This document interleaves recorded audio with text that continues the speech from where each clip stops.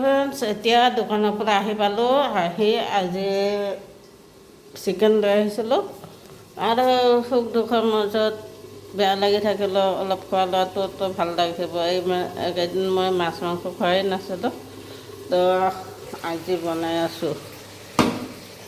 মানে মই অলপ আনিছোঁ, মানে এতিয়াও হ'ব, মানে এতিয়া ৰাতিৰ কাৰণেও হ'ব আৰু কালিৰ কাৰণেও হৈ যাব। এইখিনি বনাই আছোঁ এতিয়া, মানে জোল বনোৱা নাই, অলপ এই গ্ৰেভি টাইপৰ বনাই আছোঁ। দেখাতে কেনেকুৱা হৈছে ক'ব দেই। আৰু ভিডিঅ'বিলাক চাইতো বেয়াই লাগি আছে, তথাপিতো বেয়া লাগিলে কি হেল্প কৰি আছোঁ চবকে। আৰু মোৰ ফালৰ পৰা চবকে বহুত বহুত ধন্যবাদ।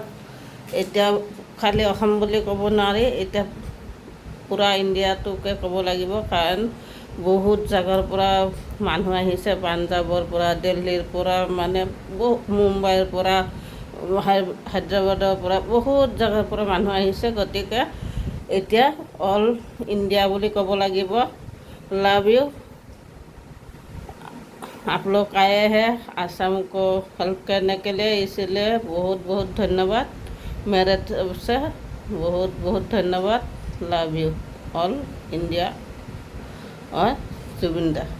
जय जुबिन दा, आसाम जय जुबिन दा।